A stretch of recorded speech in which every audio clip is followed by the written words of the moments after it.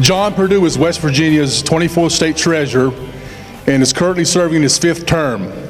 As the banker of state government, the treasurer manages more than $13 billion of state money annually. Treasurer Perdue oversees the state's Board of Treasury Investments, the 457 Retirement Plus Plan, and my favorite, the Smart 529 College Savings Program. Also, he's returned more than $100 million in unclaimed property to rightful owners. In addition, Treasurer Perdue developed the nationally award-winning financial literacy education initiative called Net Worth, which is the reason why we're here. Today's High School Money Conference is part of this worldwide initiative. Please give a warm Lincoln County Panther welcome to West Virginia State Treasurer, Mr. John D. Perdue. Thank you. We have a national speaker today. I never figured I needed this. I figured you could hear me. We have a national speaker today that's going to really entertain you in some ways, make you think outside the box, make you realize what is really happening out in the real world. But before then, let's talk about how many of you plan to be a millionaire here when you grow up? You know how to become a millionaire? Yeah, you got to do it, invest it. It's a lot of things you need to do.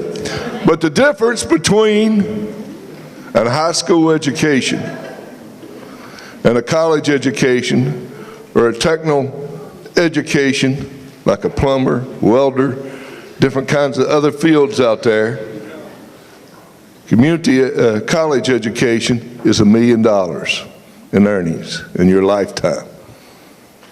$1 million of earnings in your lifetime. You know, you think, I went to college. I thought I was going to be a basketball star. But I soon found out I wasn't that good to play on the college level. And then I thought, well, I'd go into mines. We all know about mining down in this area of the state. I'm from your neighbor county of Boone, one of the largest coal-producing counties. So I thought I'd be a miner. But I soon realized I was too tall to go in the mines. My dad said, you need to go to college. Best decision he ever made for me. Now you think about this. I come from Dog Fork Hollow of Boone County. I'm not ashamed of where I came from. Very proud of that. I'm proud I came from southern West Virginia. Just like you. And you can be what you want to be in life if you set your mind to it and work hard at it. Now you might think you know all the answers. I can remember when my daughter went to college, and some of you may already be 18. She turned 18 when she was there. And one of the first things she got was a credit card. How many of you have a credit card in this room? Look at this. How many of you really know how to use that credit card? I'm sure you know how to use it. But are you paying it on time every month? Let me tell you what happened to her. I don't know if she got a t-shirt or a beer mug when you get to college, or whatever it may be. She soon realized she couldn't make the payment. And then one night I got this call. Daddy, you're going to be real mad at me, Daddy. And I always know when they call me Daddy, that means money. Daddy, I got this credit card when I got to college, so I'd have a little extra spending money that you didn't know about. Well, I didn't know about it, but I soon found out about it. Daddy, I owe $600 and some. Well, Dad could help out. She learned a valuable lesson. She knew how to spend it. She didn't know how to save it, and she sure didn't know how to invest it. Now, we're going to learn some things about finances today. And financial literacy is very important in your life and paying your bills, because you haven't realized what mom and dad is doing every month and paying bills and trying to keep ends meeting all the ends and balancing the budget so they can give you those fancy jeans that you're wearing with holes in them now. I just saw Jessica's. And those fancy tennis shoes that cost all $100 or more. And those fancy cell phones that all of you are carrying. How many of you are carrying those cell phones? All right. Those cost money too. So I want you to pay attention today. I want you to pay attention today, because this will make a difference in your life. This is to be a learning experience. So I'm glad that you're here today. I hope we're going to make a difference. We're traveling to southern West Virginia. I'll say go Panthers today, but I'm old Skyhawks guy. Ooh. So with that said, let's all pay attention and work. And I wish you the best of luck in your life as you go forward. And from time to time, if you need questions answered, we'll be more than happy to try to help you in the treasurer's office. Give us a call. But until then, pay attention today, because there's a very important speaker that's going to speak to you today. Now I want to turn it over to Jessica, your president, and she's going to introduce our speaker. Thank you. Our speaker today is a former professional tennis player and one of America's leading businessmen. Chad Foster is the guy who developed the soft rubber playground surface that you have seen on McDonald's playlands around the world. The rubber surface he developed is made from recycled tires, and sales of that product reached $20 million. Chad now travels around the world speaking to young people like us about what it takes to succeed in the world, and more important, what the real definition of success might be. Chad is the best-selling author of 3 books, Teenagers Preparing for the Real World, Financial Literacy for Teens, and Career Readiness for Teens. Chad's books have now been read by more than 1 million students. Finally, for 8 years, Chad was also the host of his own television show, Fly Fishing America, seen on ESPN. Please welcome our special guest speaker, Chad Foster. Thanks, Jessica. How are you? Tired? I'm tired. Anybody tired when you got to school this morning? Yes. Why? You don't sleep very much. And I have another explanation for that. School starts too early. Well, yeah. And I mean, especially by the time you get to be a senior, I'm thinking school should start at like 10. It's just my opinion. I'll never get invited back here. But hey, before I get started, a couple of questions, a little housekeeping. One, I want to apologize to you, because I was raised to believe that when you feel badly about something, you ought to share that. And so I'll just tell you straight out, I feel terrible, and I'm very sorry that you had to miss class to come in here today. How many of you have ever been on the playgrounds at McDonald's? Ever been on the playground? Come on, raise your hand. Ever. All right.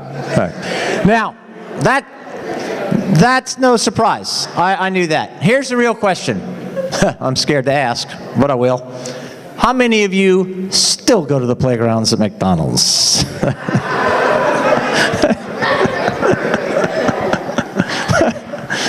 That is sick. What are you thinking? Oh, man. All right, let me take a minute. Tell you why I'm really here today, other than to get you out of class. You're welcome. I spent 8 years taping my show for ESPN, which I love. We'd go on 10 trips every year. Each trip was 6 days long. So we'd go on our 6-day trip 10 times. I'd host the show, write the show. It's a total of 60 days. And then eventually you'd see it on ESPN. But my part was only 60 days. And so when the 60 days was up, I had the rest of the year off. And so many years ago, I had to decide what to do with the rest of my year and the rest of my time. And I decided I was going to travel around and speak to students like you. And I'll tell you why I did it. Because when I was in school, just like you, I went to a public high school about the size of this one. And when I came in, though, as a freshman, I walked in on the first day and I went up to one of the assistant principals and I said, okay, my first day here, can you please tell me kind of how this all works? And the assistant principal looked at me and he said, I'll tell you how it works. Here's the deal. He said, he pointed right in my face. He said, you will come to class, sit in your desk, take your test, do your homework. And I said, that's good. I said, what do you do? He said, well, before you leave here, before you graduate from this school, we're going to give you this map for success, this plan that says, here's what it takes to succeed. And I said, okay, fine. So I did. Came to school 4 years, sat in class, did my homework, took my test, everything they told me to do. Eventually, I got out of school. I ended up out in the real world, and I was working, and I had my career, and I realized immediately that that assistant principal didn't tell me the truth. He may have educated me, and he did, but he never prepared me for what I was facing out there. He never gave me that map for success, and quite frankly, it ticked me off. And so now, I just travel around and I speak, but I only believe in speaking where we are with people and administration and teachers who believe we owe you some kind of plan for success. And so, thankfully, you go to a school that believes that. So today, the subject happens to be money. The state treasurer's brought me into West Virginia. This is my 3rd or 4th year up here. And we just go around, we talk about this subject of money, which is an important subject because we're not talking anymore, especially since you're seniors, about your parents' money. We're not talking about my money. We're talking now it's serious. Now we're talking about your money. And in terms of money, I want to today talk about 4 quick things, and that is this. Number 1, how we will make our money. Number 2, how you might manage your money once you make it. Number 3, how to multiply money. And last but not least, how to protect money. And we're going to go through all 4 of those real quickly as we can. First of all, how one makes their money. And before we talk about how you, every one of you, might make your money, and you might already be thinking about that, let's think about how you can get money. I decided this several years ago. 4 ways to get money. Number 1, you can earn it, right? The old-fashioned way, you can earn it. That's true. That's an option. Number 2, you could marry money. What are you laughing at? You think you got a shot at that? No. You never know. You can marry money, or you could inherit money. You could inherit money, right? Or last but not least, you could bum it. Well, that's better than what I was going to say. I was going to say steal it. So, close enough. All right, let's look at that. Let's look at that. Number 1, marrying money is highly unlikely, so forget it. Okay? Number 2, inheriting money can take forever. And stealing's illegal. So everybody here basically is going to have to do it the same way, and that is you're going to have to earn it. The question is not will you earn it, the question is how long will it take you to earn your money? I got to ask you another one first. You know how much you love school, you know how much you love coming here and sitting in class. Well, sure you do, right? No? No, maybe so. Hey, guess how many hours you spend in a classroom between first grade and when you graduate from college? Guess how many hours? A lot. That's a good answer, but that's not what I was looking for. 20,000 hours you're in a classroom. First grade through college. 20,000 hours. That's a long time. That's enough to kind of make you sick. But stop and think about this. Your career, once you choose it, once you get started and you're out there in the real world working, your career, the average career for every one of you here today is going to last 86,000 hours. 86,000 hours. So when you start thinking about how you're going to make your money, it's a serious decision, very serious decision. So you need to think about several things. Number 1, what are you naturally good at? Every one of single you, everybody here has natural talents. Everybody. Now they're different for everybody, but everyone has natural talents. So what are you naturally good at? Number 1. Number 2, what do you enjoy doing for 8 or 9 or 10 hours a day? And last but not least, what have you tried before you choose your jobs, before you select your careers? So you need to be thinking about that in terms of how you're going to make your money. Now, when I sold our little business 16 years ago, we built the playgrounds, as you heard from McDonald's. We built 3,000 of them. And then some guy came in and bought our company, and I didn't know what to do next, so I took a little trip. I got in my old Ford Explorer, and I started driving around this country, and I drove, and I drove, and I drove. 40 states I went to. I drove for 3 months. I woke up at the end of 3 months, and I thought, this is good. I like this. So I kept driving, and I kept driving, and I kept driving. Before you know it, 2 years driving around this country. And everywhere I went, I ran into very successful people. And every time I ran into those successful people, I always asked them to please tell me what it takes to succeed. Because I never heard that when I was in school, and I wanted to hear it from people who had really succeeded. Here's what they told me. Very interesting. Number one, this is a journey that you're on, obviously, same journey I used to be on.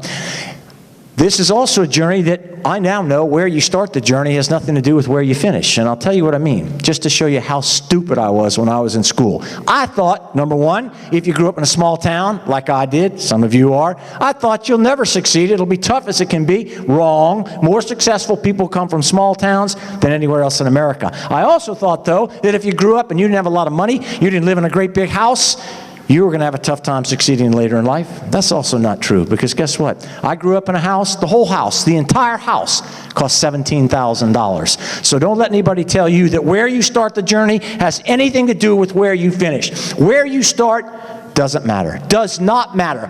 When you start, that has a lot to do with where you finish, and that's why this is an important time in every one of your lives. So I asked the successful people what it was going to take to succeed. Here's what they said. Number one on the list, everybody. They said, if you want to be successful when you leave here today, and we're talking about how you might make this money that you're going to make, how you might do what you're going to do for 86,000 hours, they told me, secret to that is, when you leave here today, walk through these doors, start pursuing your dreams, whatever they are. Far-fetched, long shot. You want to be an actor, singer, writer, doctor, artist, professional athlete, whatever it is. They told me you need to pursue it every day, every single day. And here's why. They said that. If you will pursue your dreams, even the far-fetched ones, those long shots, the one you don't want to tell anybody about, if you'll pursue those things, you'll see that along the way as you pursue those dreams, all of a sudden, as you pursue them, all of a sudden these other doors start to open up for you and those opportunities are presenting themselves. So whatever the dream is, long shot, far-fetched, you must pursue it. Dreams don't come true if you don't pursue them. Speaking of dreams, this morning, I got a phone call from my sister-in-law. My sister-in-law grew up in a tiny little town in South Georgia, 248 people, the whole town. This right here, you got her beat right there, this section. 248, the whole town. And when my sister-in-law was in 8th grade, she announced to the entire town, which didn't take long, that she was going to be a professional basketball player. Now, you know like I know, that's a far-fetched dream. I don't care where you live, that's a far-fetched dream. But when you grow up in a tiny town like that, very far-fetched. When you grow up in a broken home, being raised by a single mom, very far-fetched dream. But when you're like my sister-in-law and you're running around telling everybody you're going to play professional basketball and you are 4'11", that's really far-fetched. But my sister-in-law wasn't going to be talked out of it, and she wasn't going to give up, so she pursued it, and she pursued it. She got into high school. She got a little bit faster. She got a little bit taller, 2 inches. But she got a lot better. And when she finished her high school basketball career, she was a high school All-American basketball player. One of the best 5 basketball players in the entire country, which is pretty amazing when you consider where she started. But that's not the end of the story. Because then the University of Tennessee gave my sister-in-law a scholarship to play basketball at Tennessee, which happened to be the #1 school in the country for basketball at the time. And she played at Tennessee. She started for 4 years, point guard at Tennessee. And when she finished at Tennessee, she graduated from Tennessee. She was an academic All-American basketball player, which means 2 things. She understood the importance of that sport, basketball. She loved it, but she also understood the importance of the academic side of what she was doing so she could do what she wanted to do later in life. So she finishes up as an academic All-American, which I thought was pretty incredible, but that's not the end of the story either. Because then the United States Olympic Committee called my sister-in-law and asked her to play on the United States Olympic basketball team, which she did. And it just so happens that my sister-in-law from that tiny little town in South Georgia came home from those Olympics with a gold medal wrapped around her neck. So don't you think dreams don't come true? They come true for people from all walks of life. But they don't come true if you don't pursue them. And they don't come true if you don't share them so other people can give you some help. Dreams are a big part of being successful. And when you start thinking about how you're going to make your money, pursuing your dreams has to be #1. So when we talk about making money, here's what happens across this country with most people. They go to work, they work hard like you will, and they make some money. And when they get the money, the first thing they do is they put it right up there on the list. #1 on the list, once they get the money, is spend. Spend the money. And after they spend their money, if there's anything left, which there usually is not, they might save a little money. And if after they save there was happen to be anything at all left, maybe, possibly, but there never is, they might give away some money. Imagine that. Here's the problem. Everybody's list is like that. Spend first, then save, and maybe give. That doesn't work, because you never get to the most important part, which is the giving away some money, which is hard to imagine as a teenager. I know it was hard for me as a teenager, but when you stop and think about it, I always say, look, I love the list, but I think we need to flip it. We need to reverse it. I say, number one, top of the list, give away some money. Now here I am walking into your school saying, okay, seniors in high school, you don't have a lot of money, you don't make a lot of money, I want you to give some away. Hard to think about. And you know what? I don't blame you. I was speaking the other day in Midland, Texas to 3,000 students in a civic center, and I was thinking about this, and I was telling them how important it is to give, and then I looked at them and I said, I tell you what, I don't care who you are, where you live, what you have or don't have. I said, you give me 10 minutes, I'll walk through those doors, I'll find somebody who has less and somebody who needs help. And I eventually finished my speech, and all of a sudden, all 3,000 students stood up, started to walk out of the back of that civic center, and I realized, I'm never getting out of here. I'm stuck, I'm never going to get out of here. I had to catch a flight. I was trying to get to my car, and I knew I was blocked by all these students, and I thought, it's impossible. And then I looked at the curtain, and I realized, I bet there's a door back there that goes straight out the back, right to the lobby. I can sneak out of there, and I'm gone. And so I did.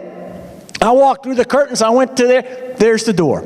I opened the door up. I'm in Midland, Texas, the middle of February. It's 27 degrees outside. 27. So I find the door, and I'm sure it's going to the lobby. So I open it up. It goes 12 inches, and boom, it stops. 27 degrees. And I'm thinking, oh my goodness, I was wrong. That door didn't go to the lobby. That door opened up to a concrete landing outdoors, 27 degrees, not the lobby. So I looked down to see why the door only went 12 inches and stopped. And I realized I had just slammed that door right into the back of a homeless guy who was sleeping on that concrete landing. And I started thinking to myself, I just told all those students to give me 10 minutes. I'd find somebody who had less. It took me 2 minutes. So giving has to be at the top. How much you give? None of my business. None of my business. Give whatever you can. But if you don't give now, you won't be given later. So giving has to be at the top. Then right under giving, then we have to have save. We should save next. And how much should you save? It's none of my business. You should save as much as you can save, because saving is the key to success later in life. I have a book out called Financial Literacy for Teens. On the second page of the book, I wrote, some people retire at age 40. Good for them. Most people work until they're 67 years old. And some people have to work until the day they die. And that's not the group you want to be in. But you will be in that group if you don't start saving now. Because you know what? Saving is a habit. Saving is like any habit. You know some people who smoke. We all know that's a stinking horrible habit. Nothing wrong with the person, but it's a bad habit, but it's a hard habit to break. And good habits are hard to break as well. If you can start saving now just a little bit and keep saving, get in the habit of saving, you'll be saving later. And before you know it, you'll have enough. In fact, I wrote a story in the book about this girl, speaking of saving. Her name, the girl in the book, her name is Doodles. That's not a real name, but that's what they call her. And here's why. Because she worked at a little diner as a waitress every day after school and on the weekends when she was your age in high school. And they called her Doodles because every Friday at Jessie's Diner where she worked, Jessie, the owner, would hand a check to Doodles for her week's work, and she would take the check and she would start to walk out of the diner, but right before she got out, she would stop at the last table right before the door, and she would pull a paper napkin off that table, and she would write something, doodle something on that napkin, stick the napkin in her pocket, walk out the door, go straight across the street to the bank. And she did that every Friday. Every Friday. She worked there all through her senior year. Then she went off to college. And she came home every summer from college. And she really liked working at Jessie's Diner. She was really good at it, really matched her natural talents because she was great with people. And so during the summers, college, she kept working at Jessie's Diner. And she did it all 4 years. Then she graduated from college. And everybody thought Doodles would go get a job and go to work somewhere. But she really liked working at Jessie's Diner. And she had tried it, and she knew she really loved it. She was making pretty good money. So she came back and went to work full-time at Jessie's Diner. And she worked at Jessie's Diner and worked and worked and worked for 40 years. She worked at Jessie's Diner. And after 40 years, she finally came up to Jessie and she said, Jessie, I'm retiring. And Jessie said, no, Doodles, you're not retiring. She said, yeah, I have to retire. He said, Doodles, you're the best we have. Everybody loves you. Everybody comes here just to see you. She said, I've been here 40 years, so I'm retiring. And so Jessie looked at her and he said, okay, Doodles, you're going to retire? That's fine. We are going to have a party. We're going to throw a retirement party for you. And they did. They threw a big old party at the diner, and they invited all of her friends, her family, her customers. They all came to the diner for this big big party one night, and they did, and they had a great time, big celebration. And about 11 o'clock at night, everybody started to file out of the diner until there were just two people left in the diner, Jessie and Doodles. And Jessie walked over to Doodles, and he handed Doodles her final check for working at the diner. She took the check, and she started to walk out of the diner, but just as she has done every Friday for 40 years, she stopped at that last table, pulled that napkin out one more time, and doodled something on the napkin, stuck it in her pocket, walked out the door. Now, it was 11 o'clock at night, so she couldn't go to the bank, so she went home, but she came right back to the bank the next day. And she walked into the bank, and she asked to see the bank manager. That bank manager came walking out, all dressed up in his fancy three-piece suit, and he looked at Doodles and he said, "How may I help you?" And Doodles said, "Well, I need to close my account." And he said, "Well, what do you mean, Doodle, close your account?" She said, I'm moving to the beach. I've bought a house right on the beach overlooking the water." And the bank manager looked at Doodles and he said, "Doodles, what are you talking about?" He said, "You've been a waitress at that dumpy little diner for 40 years. He said, "You're not buying a beach house." And she said, "Well, in fact, I am." She said, "And that's why I need to close my accounts, because I'm going to open up new accounts at the beach." And so the bank manager got a little frustrated, and he looked at Doodles and he said, "All right, Doodles," he said, "what's your account number?" Doodles reached into her pocket. She pulled out that napkin, and she said, "Actually, I have several."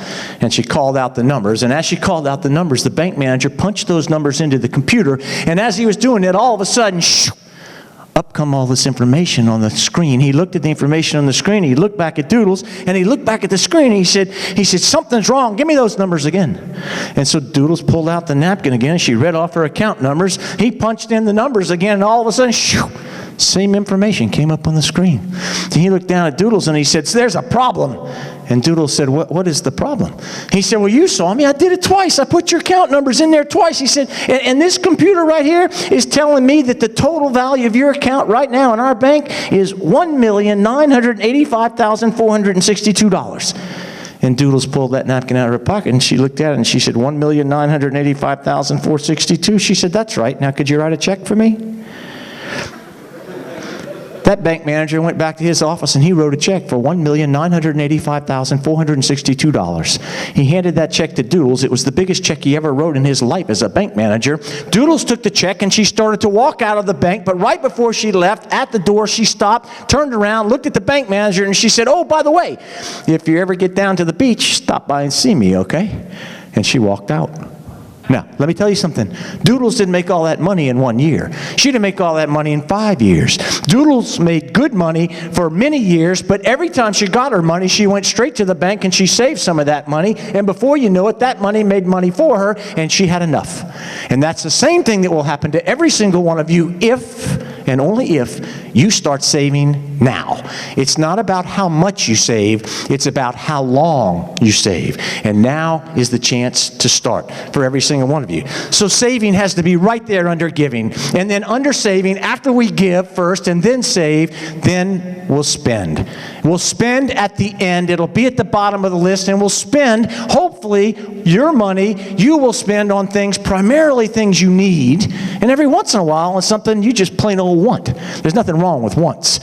Wants can motivate people. But the problem we have in America today is most people spend money on things they don't need with money they don't have, and when that happens, they have to find some way to pay for that, and so they reach into their wallet or into their purse, and they pay for what they buy that they don't need with money they don't have with a tiny little piece of plastic, right? And that's where the credit card enters the equation, and that's where families get destroyed. Because now wait, let me say something here. There's nothing wrong with credit cards. Nothing. I have 2 in my wallet right now. There's nothing wrong with using a credit card to buy something you need.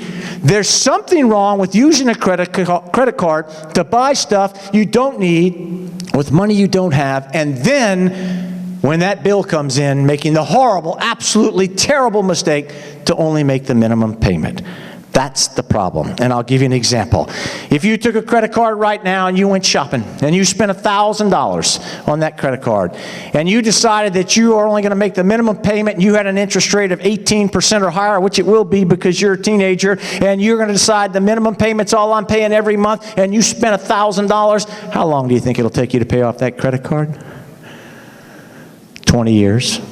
20 years. 20 years. And if you don't think that's a bad idea, then I think you should do it. I think you should take a credit card. I think you should go shopping. I think you should buy some electronics. Buy them, bring them home, charge them up, checking them out. Go ahead, get some clothes, get some new clothes, bring all that home, try them on, see how you look, and get some food. Get some food. Buy a pizza. Buy a pizza. Bring that pizza home, open it up, eat the whole pizza except for one slice.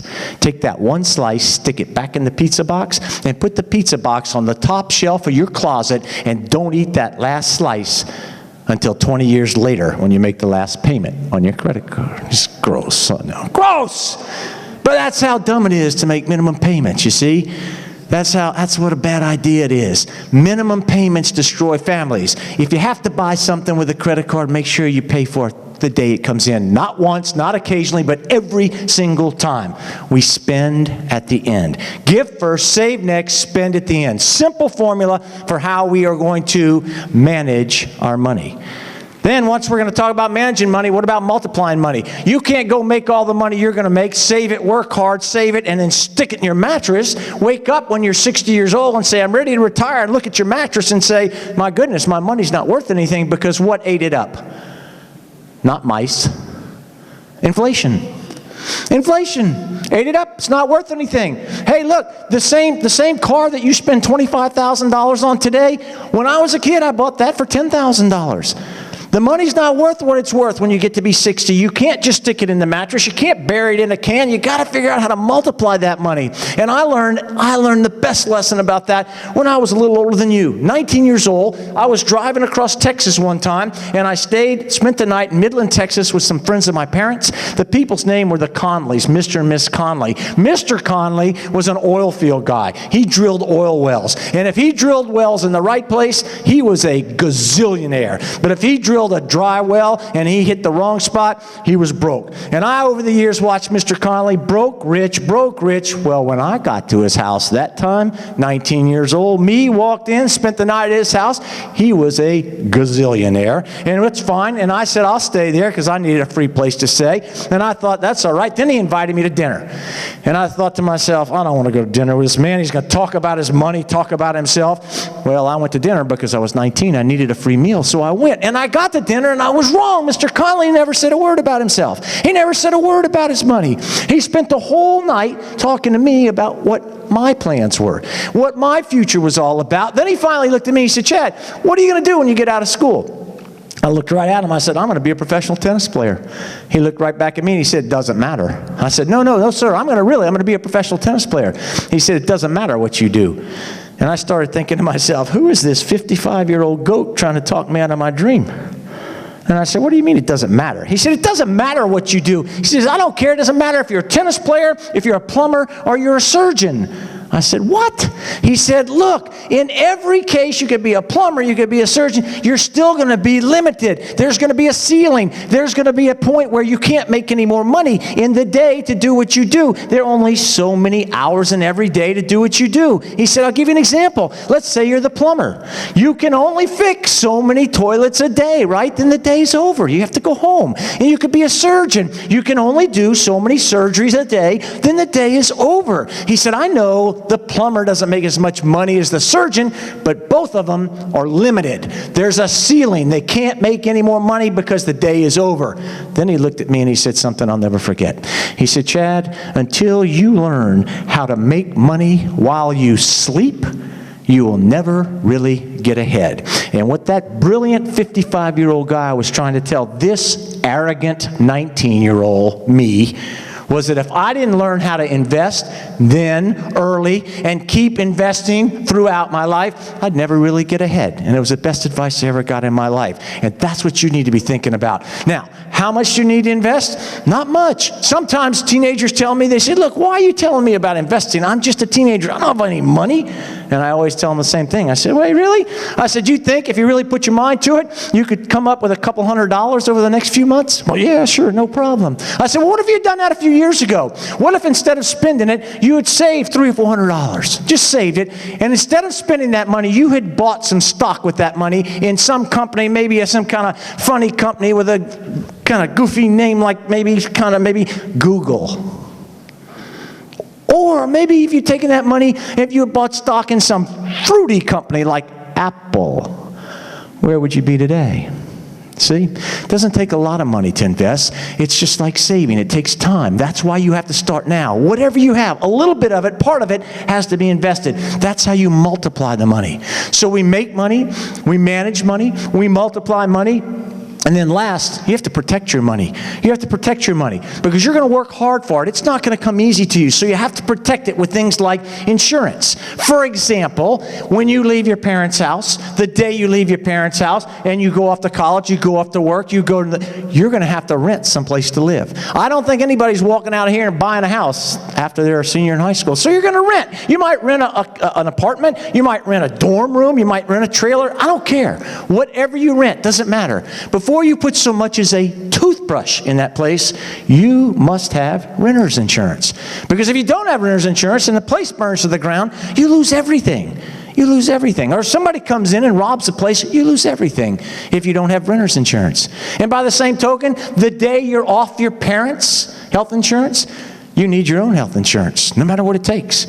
You need your health insurance. You know what? Not because you're going to get sick. I wrote a story in a book about this girl, Jessica's her name. No offense, Jessica, I'm just telling you. This girl, Jessica, when she was 18, which is probably how old you are, she was working at this pizza parlor. Do you work at a pizza parlor? Oh my gosh. Okay, so anyway, this girl Jessica in the book, I didn't write about you, she's working at this pizza parlor and she decides one Friday night she's going to go out and meet some friends at the movie. Fine. So Friday night, end of work, she gets in her car, drives toward the movie theater. She goes 3 blocks and she goes through this green light. Unfortunately, some drunk idiot runs the red light, smashes into Jessica's car, crashes the car, totals the car.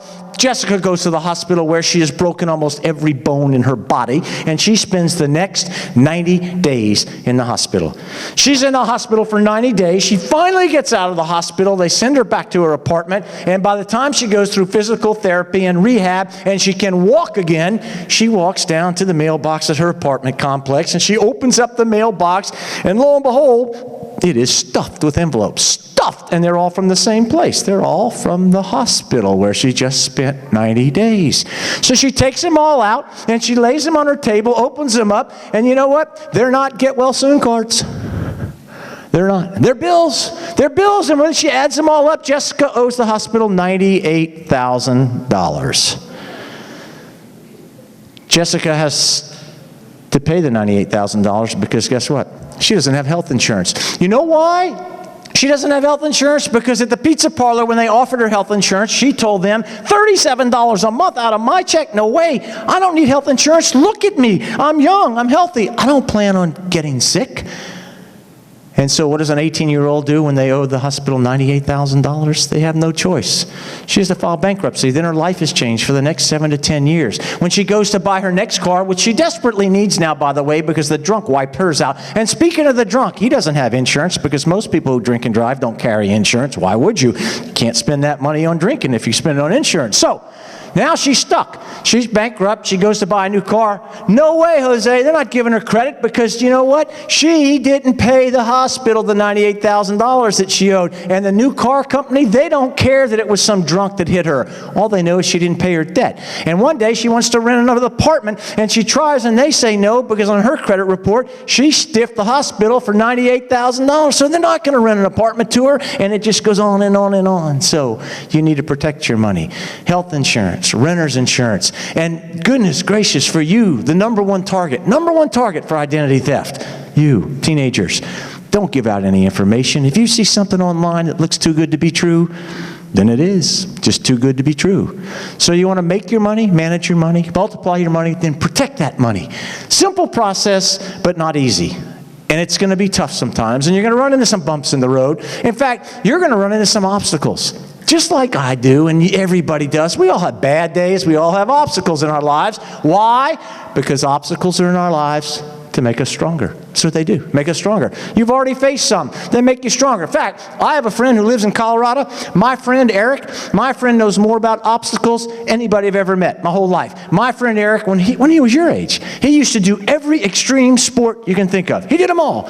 And then as he finished high school, moved into college, he started to focus on just one sport. And that is mountain climbing. And now, that's all he does. Climbs mountains. Everywhere he goes, climbs mountains. Well, my friend Eric came to Atlanta, where I live, 4 years ago. He was going to give a little presentation, slideshow, because he had just finished an expedition, a mountain climbing expedition, where he and 9 fellow climbers, they all got together. They climbed up to the top of a mountain that you will be familiar with. My friend Eric and his 9 fellow climbers, they climbed all the way to the top of Mount Everest, which, as you know, tallest mountain in the world. 29,029 feet, they made it all the way to the top. Along the way, they faced every obstacle you can think of. Hurricane force winds, sub-zero temperature, lack of oxygen, and they still made it all the way to the top. Just an amazing accomplishment. In fact, I was telling this story not too long ago to about 1,500 students in a great big auditorium. And I got to this point, I was talking about my friend Eric climbing Mount Everest, and all of a sudden,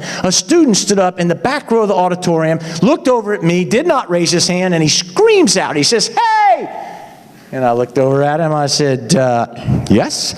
He said, "Your friend climbed Mount Everest?" And I said, "That's what I just got finished telling you." And he looked back at me and he said, "That's no big deal."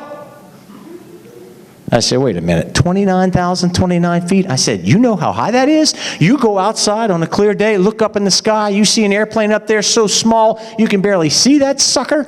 That's about 30,000 feet, and Mount Everest is 29,029 feet. And that student stood up again, he looked over at me and he said, "Yeah, but he's not the only one who's ever done it, right?" I said, "Wait a minute, man. Most people who try to climb Mount Everest, they don't even get halfway before they quit and they come home. 300 people have died trying to climb Mount Everest." And that student stood up one final time and he looked over at me and he said, "Yeah, but he's not the only one who's ever done it. So it's no big deal." And I looked at him and I said, "You know what? You're right. My friend Eric, he's not the only person who's ever climbed Mount Everest. He's not. It's just that my friend Eric Weinmeier is the only person in the entire world who has ever climbed to the top of Mount Everest who happens to be 100% totally blind, as in no can see." And so that kid sat down and shut up. So, when you start thinking about the obstacles in your life, just remember, they're to make you stronger. They do it every time. So as you head down this road on this journey that you're on, keep this in mind. Success is about 4 things. Some people are confused. If you ask me, success is about 4. I've been on both sides of the fence. I grew up in the whole house that only cost $17,000. I've seen that. Today, I've got a few dollars in the bank. I'll admit that. But it just means I've seen it from both sides. So I'll tell you, I promise you, in my opinion, success is about this. Number 1, good friends. You know how hard they are to find. Number 2, good reputation. Everybody. Number 3, if you enjoy your career. Number 4, last but not least, if you make a difference in your community, you give back and you help other people, you are successful. That's what success is all about. Success has nothing to do with money. Money cannot, does not, will not, has not ever made anyone happy. Now don't misunderstand me. There's nothing wrong with money. I like money. But money can't make you happy. I have more miserable, rich friends than you can count. And I have 2 friends who literally killed themselves chasing that dollar. One of them stuck a gun in his mouth, blew his head off, because he could never make enough money. So when you start thinking about your future, and today's a good day, think about the things you're naturally good at, think about the things that interest you and you enjoy, and check out all your options before you make an 86,000-hour decision. But more than anything else, remember this: it is much more important for every one of you to be happy than it is to be rich. So good luck to you. And before I leave, let me tell you something. I travel all over the country and do this. I've spoken to 900,000 students. To me, one of the most difficult audiences in America is a group of seniors, particularly in their last part of the year, because they're ready to go. So I usually expect a very rowdy crowd, not particularly respectful, distracting others. And I'm here to tell you that you proved that theory wrong. This is as good an audience right here, you, as I've ever seen. So thank you for that. Good luck to you, and God bless everyone.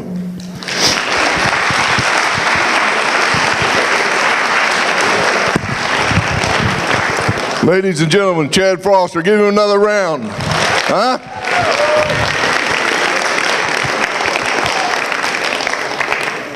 We hope that you got a lot to think about. You're getting ready to graduate and go out in the real world. And I want to end this today with this story. We've heard a lot of stories. Most of them's true. I'm sure they are.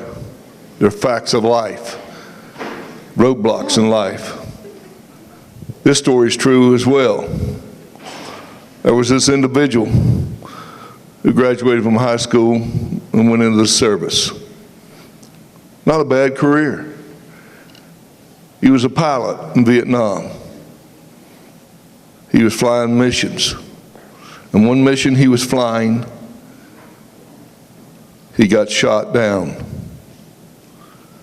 And when he realized he was going down, before he ejected from the plane, he said to himself, I hope whoever packed his parachute today packed it right. Well, that parachute did open up, and he fell to the earth, and he was captured. And he was a POW for 7 years. And when the war ended and he got to come back home to America, he became a very successful businessman. Very successful businessman. Got to travel all over the world. And one night in Los Angeles, he was checking into a resort area in California, and the person that was carrying his bags to his room said, Major so-and-so. He turned around and he said, how did you know my name? He said, well, sir, I'm the person that packed your parachutes for you pilots that went out on your missions to fly in Vietnam. He laid down on his bed after he checked in his room, and he realized if that gentleman hadn't packed that parachute correctly, he wouldn't be where he's at today. So he called him up, called downstairs and found out what time he got off, took him out to dinner, and they had a great dinner. But the more of this story is, and the more of the story Chad has been telling you, Mr. Foster, is that there's a lot of people who's packed parachutes for you throughout your life, throughout your education. And as you go through life, as I have as well, you're going to soon find out some of those teachers, some of those friends, some of those neighbors, many individuals throughout your life has packed a parachute for you and you didn't even know it. And the good part about it is when you get out in real life and you pull that ripcord, that parachute's going to open up because that teacher educated you in the right direction. That Sunday school teacher sent you in the right direction. That neighbor who gave you the $1 to mow his lawn, or $5 or whatever you might have done to babysit, helped you start saving, helped you start managing money. So we wish you the best. We hope you've learned something today. And God bless each and every one of you. And thank you for allowing us to be here today. And I'll turn it back to your principal. Thank you very much.